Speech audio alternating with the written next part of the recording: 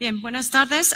Iniciamos con un bloque de educación. Hay bastantes preguntas en torno a ello y me permito leer la de Carla Sarabia, de Ciencias de la Educación. En materia de educación, ¿qué propuestas tiene para reducir los índices de rezago educativo y qué propuestas para mejorar la educación y el acceso a ella?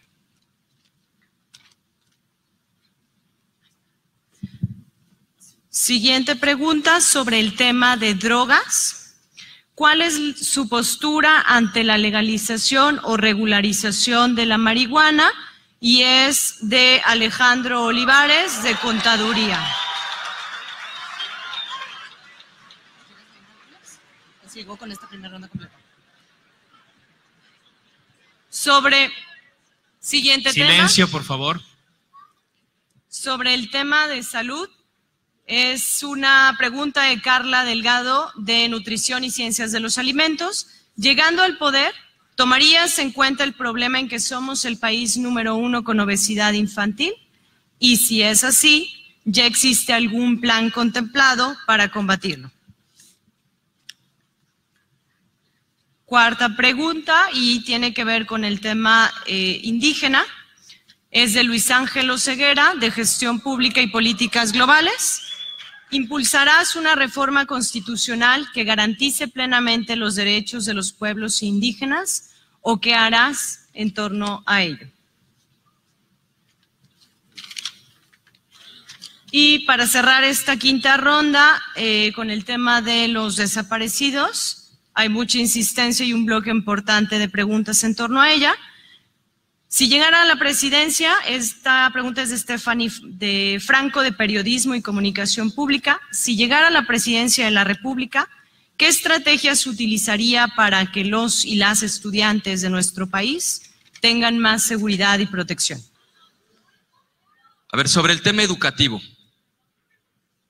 sí hay un problema con la reforma educativa, así como hay cosas muy positivas. A ver, en una no es. ¿Qué es la reforma educativa? Esto que tanto oyen ustedes, que un candidato dice yo la voy a derogar, otro dice yo voy a continuar con la reforma educativa. La reforma educativa, en síntesis, lo que planteó fue competencia. Esa es la columna vertebral de la reforma educativa. Es decir, tú te quieres convertir en maestra o maestro, vas a competir con otros que también quieren. Entonces va a haber un concurso de tal manera que quienes demuestren las mejores competencias sean quienes obtengan la plaza. Antes de la reforma educativa, muchas de las plazas en México se heredaban o se vendían, como si fueran unas placas de taxi. El papá es maestro y entonces le deja la plaza al hijo. La reforma educativa lo que plantea es, no se pueden transmitir así las plazas, porque estamos hablando de la persona que va a educar a toda una generación. Entonces, evaluación para el ingreso. Segundo, evaluación para la permanencia. Es decir, hoy eres maestra o maestro, para que puedas permanecer como maestra o maestro, dice la reforma educativa, cada X tiempo te tienes que evaluar. Y tercero, para los ascensos, es decir, quien se convierte en el director o en el supervisor de la zona, también a través de exámenes, concursos de oposición. La idea no está equivocada, el problema es que la implementación sí ha sido un desastre y creo que hay una cifra que sintetiza el tamaño del absurdo.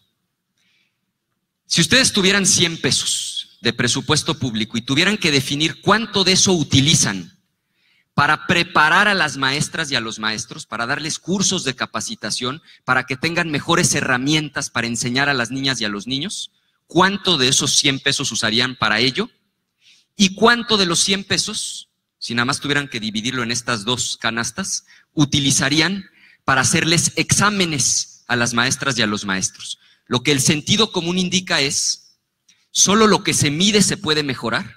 Necesitamos evaluar para ver qué habilidades son las que les faltan, pero no evaluar solamente por evaluar, sino para darles cursos de capacitación que las preparen y los preparen para hacer mejor su trabajo. Lo lógico sería, pues vas a gastar mucho más en el remedio, que es la evaluación de los maestros, que en la pura prueba, que es el diagnóstico. Hoy, el gobierno federal está gastando el triple por maestra y por maestro, el triple. en las famosas evaluaciones que en la capacitación. Entonces, con toda razón, las maestras y los maestros del país dicen, oye, en lugar de nada más amenazarme con la reforma educativa, dame las herramientas que necesito para poder hacer mejor mi labor frente a grupo. Ese tema es el tema estructural de entrada que tenemos que cambiar, y ahí estoy hablando fundamentalmente de educación básica. A nivel de educación superior, hay dos retos fundamentales: cobertura y modelo.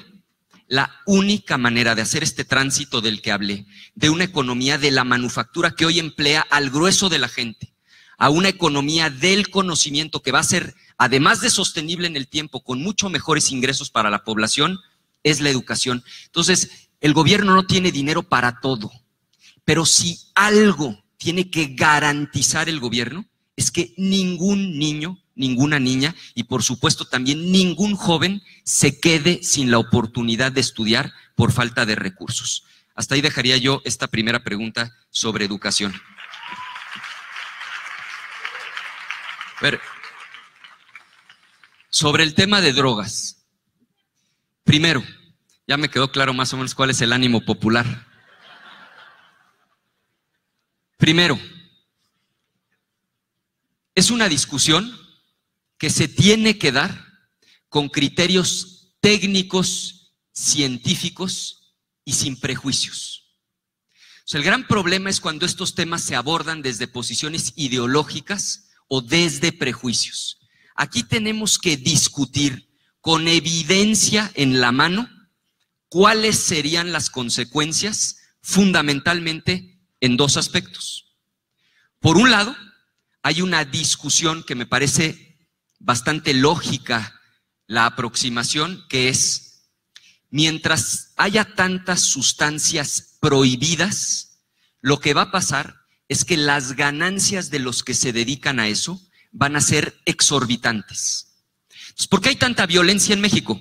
Muchas razones, pero entre otras, porque los que se dedican a eso ganan tanto dinero que importan todas esas armas, que por cierto vienen de Estados Unidos. Este dato es importante. Si ustedes ven cuáles son, entre las 3 armas que más se le decomisan a los criminales en México, está estos rifles que se llaman AR-15. Si ustedes quieren comprar de manera legal una AR-15 en México, no se puede. Eso no está a la venta. Pero si cruzan la frontera a Estados Unidos, en muchos estados, en cualquier tienda de deporte, estas tiendas grandototas de autoservicio, van a encontrar en la parte de atrás de la tienda que las venden. Hay lugares donde toma 4 o 5 minutos comprar una AR-15. Entonces, cuando tú combinas esas dos cosas con una tercera, es decir, tienes al mayor consumidor de drogas como vecino, porque Trump se queja mucho, pero no somos los principales consumidores, es Estados Unidos. 2, tienes un tráfico de armas de Estados Unidos para acá, están llegando a México por lo menos 200,000 armas cada año provenientes de Estados Unidos. Y 3, tienes una industria que deja ganancias exorbitantes que les ha permitido armar literalmente ejércitos que son prácticamente tan fuertes como la propia autoridad. ¿Qué provoca esa combinación? Una espiral terrible de violencia. Entonces, regresando a la respuesta, 1, con criterios técnicos, mientras ellos sigan teniendo esas ganancias exorbitantes que evidentemente da la prohibición, vamos a seguir teniendo una parte estructural del problema. ¿Cuál es la otra parte que tenemos que revisar? El tema de salud pública. Y esto es muy importante porque, primero, no es lo mismo una droga como la marihuana que una droga dura.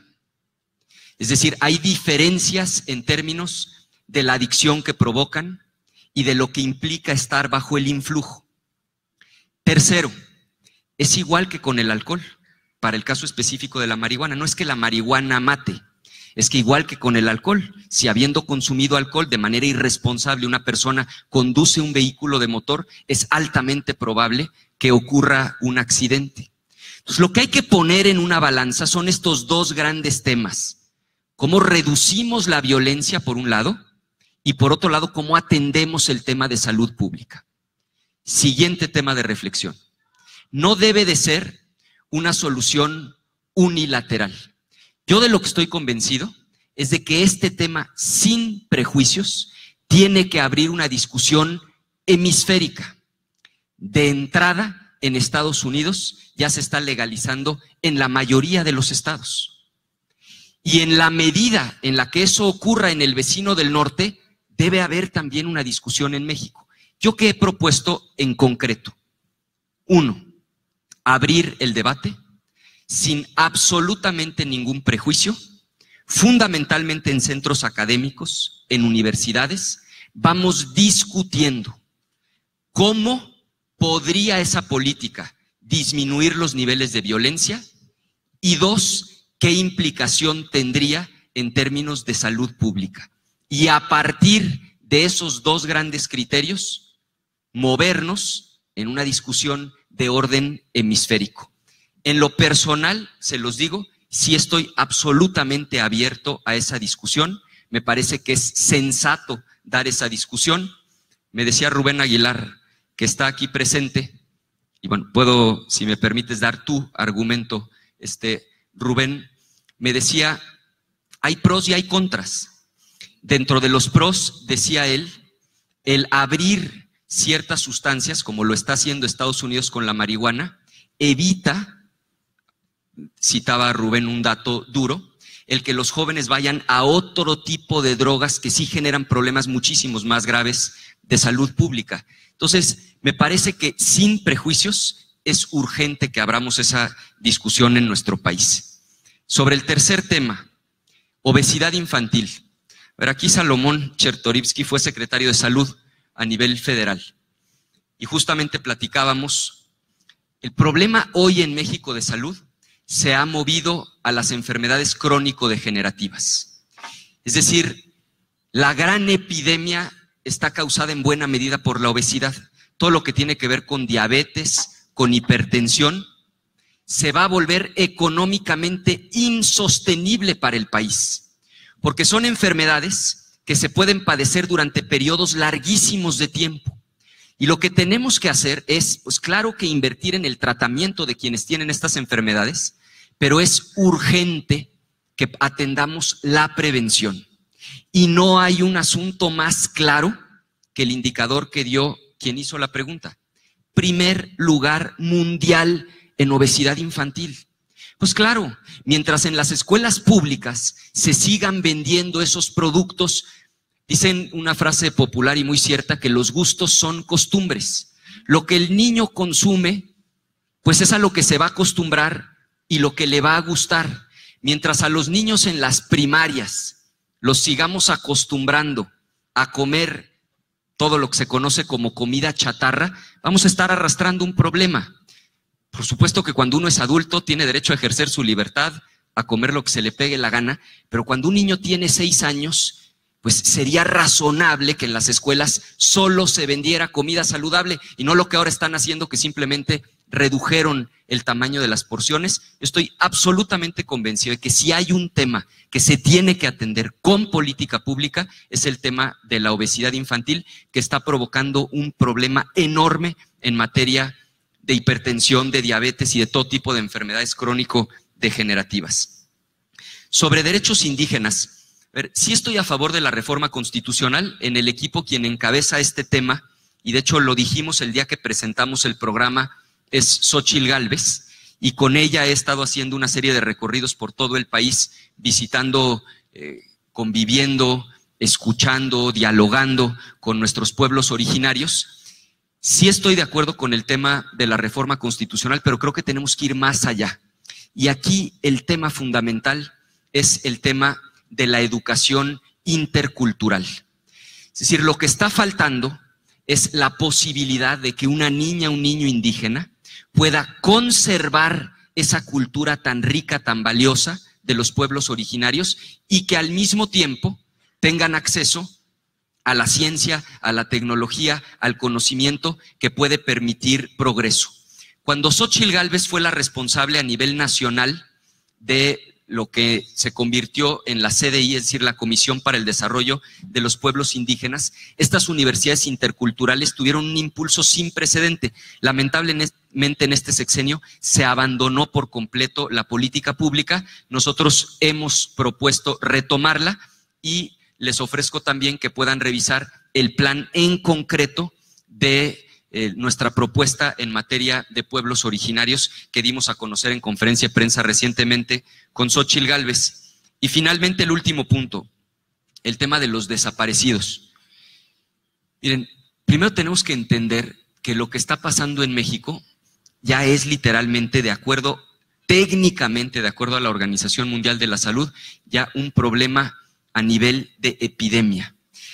¿Por qué dice la Organización Mundial de la Salud que cuando hay más de 10 homicidios por cada 100,000 habitantes ya hay una epidemia? Porque el contagio tiende a comportarse como una epidemia, porque la violencia va provocando más y más violencia. Y esos 20 homicidios que traemos por cada 100,000 habitantes, como se los decía, pues puede llegar a como llegó a estar Medellín, que es 300. Necesitamos necesariamente cambiar la estrategia. Y me voy a referir a un punto fundamental que tiene que ver con objetivo. Porque ¿qué es una estrategia? Una estrategia es una carretera que conecta dos puntos. Ese punto se llama diagnóstico. ¿Dónde estoy en este momento? Y ese punto de allá se llama objetivo. ¿A dónde quiero ir? Lo que conecta uno con el otro se llama estrategia. Si la estrategia sigue siendo descabezar a las organizaciones criminales, en lugar de desmantelar con inteligencia y reducir la violencia, la espiral de violencia va a aumentar. Porque cuando de manera indiscriminada, de manera expansiva, con fuerza bruta, lo que se hace es ir por los objetivos solamente por las cabezas de las organizaciones criminales, primero no se resuelve absolutamente ningún problema. Porque en cuanto detienen a esa persona, alguien más en la organización criminal lo sustituye y ocupa el lugar. ¿Qué hacen en otras partes del mundo? Trabajo de inteligencia durante meses, en algunos casos años, para desmantelar la organización criminal. Porque cuando solo se descabeza, primero, se desata una guerra al interior de la organización criminal.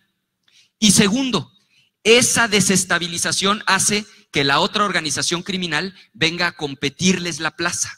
Y entonces traemos una bronca intestina y una bronca con el otro grupo criminal, y ahí están unos niveles absolutamente insostenibles de violencia. En lugar de descabezar, lo que tenemos que hacer es, con mucha mayor inteligencia, mapear a las organizaciones. Sí, toma más tiempo, es más difícil, es menos espectacular, pero lo que hay que hacer es desmantelar. Y segundo, y lo más importante, el objetivo, por simple que parezca, no lo ha entendido este gobierno, tiene que ser reducir los niveles de violencia. Cuando ese es el objetivo central, toda la política pública se alinea para reducir los niveles de violencia.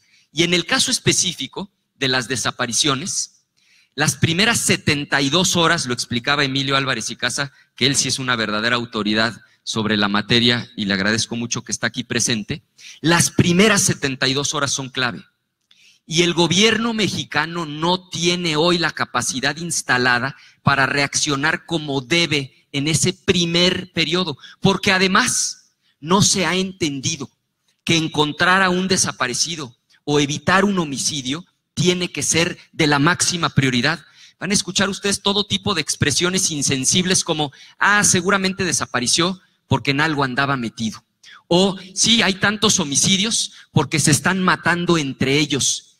Si seguimos tratando las desapariciones de personas y los homicidios con ese desdén, no va a acabar jamás esta epidemia. Lo que tenemos que hacer es entender que el objetivo central de la próxima administración tiene que ser acabar de tajo con el tema de la violencia, lo cual implica alinear todas las políticas públicas y no tolerar una desaparición. Concluyo con un ejemplo que es muy gráfico. En Estados Unidos, si alguien mata a un policía, no va a descansar el Estado, no va a descansar el gobierno, va a invertir los recursos que tenga que invertir para encontrar quién fue la persona que mató al policía, porque el mensaje del gobierno de ese lado de la frontera es: hay cosas que no son tolerables. Entonces, los grupos criminales se la piensan muchas veces antes de matar a un policía. En Alemania, que estuve recientemente, una organización criminal mata a alguien y el Estado no descansa con toda su fuerza para encontrar quién fue el homicida. El mensaje es, hay muchas conductas que no están bien y que están tipificadas en el Código Penal, pero hay prioridades. Tú matas a otra persona y el Estado completo se va a abocar. ¿Qué provoca eso? Entre otras cosas, que los grupos criminales son muchísimo menos violentos, porque entienden que va a haber una consecuencia severa. ¿Qué ha pasado en México? Lamentablemente lo contrario. Este dicho de se están matando entre ellos, hombre, seguramente lo desaparecieron porque en algo andaba metido. La política tiene que ser, absolutamente debe ser el gobierno implacable frente a cualquier homicidio y frente a cualquier desaparición. Le dejaría yo hasta aquí sobre las preguntas y sigo a sus órdenes.